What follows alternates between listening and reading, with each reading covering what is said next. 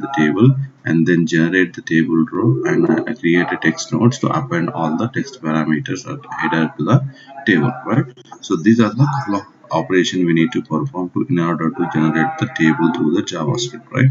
Now first what I'm going to do is I'm going to create a couple of functions over here. Okay, functions. So here I'm going to say create table. Okay, this is the first thing I'm going to create. Okay, now the second one is function and create table row. Okay, తర్వాత function and then create a table header. Okay, this is another one, and then another function which I am going to create function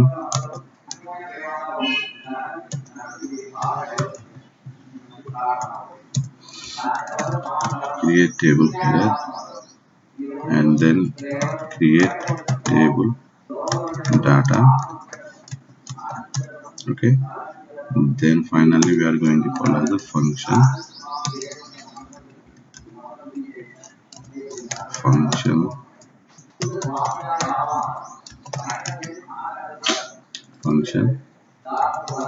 create table header data. Right? Now these are the 5 methods which is I'm helping going to create a complete table, right? Now here in this function what I'm going to do is return, okay, document dot create element. Okay, create element. So this is the method we are going to use to generate the table. So you need to just pass the element name. So create element will perform to create the element, right? So how we are going to create the element? In generally we are going to use the start tag and end tag. With this start tag and end tag, when I am defining this in the HTML, it's going to create a element on the HTML. But in the JavaScript we don't have the privilege that we can define the start tag and end tag. We have to use the document API in order to generate those elements. Now in order to generate those elements, we have a create element across all the elements. Doesn't matter what kind of element you want on the HTML, you just define the HTML element name in the as a parameter to the create element method. So here what I am going to do is table is my element, so I am going to asking to document API to create the table. So this function is going to return that particular table. The similar way what I am going to do is I am going to use the same method for to create tr also. Tr is one of the element inside of the table, so I can pass the tr. The similar way I can pass the th, okay, and similar way I can pass the td also. Okay, so table data td, right, td, and the final end, this is where I am going to create the various nodes, right? So not sure why these things came double time, right?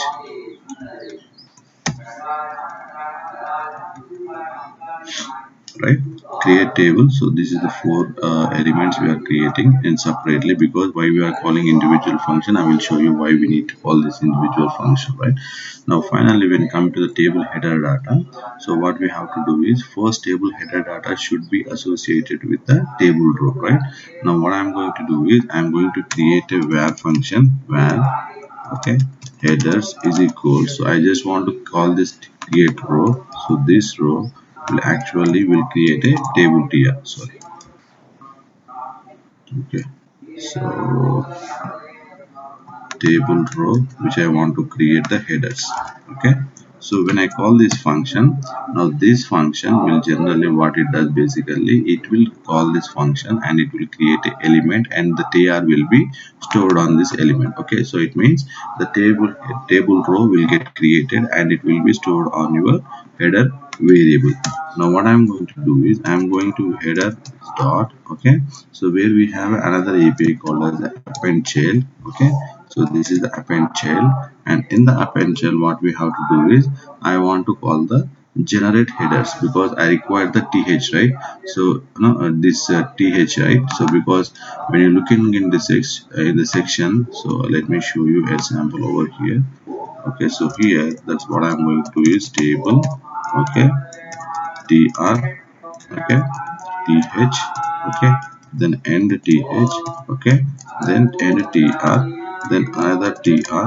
Okay, then another td and td, and there I'm going to end the ntd and then going to tr and then going to table.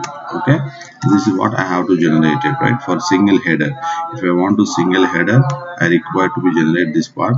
If I want a single data to be added to that header, this is the part I have to generate, and all these things should be on the table, right? So this is the pattern that I want to generate, but here I don't have, I have more than 6 columns, right? So in order to generate the 6 column, I have to append the table header for the 6, right? Now first what I did is I created the tr. In the sense, I did not call the table. Finally I will call the table to append this tr, but what I did is I started from the tr, so where I call the create table row, and then I'm going to append this th to the tr, right? That's what I'm performing over here. Header is the parent, appending the child is the method.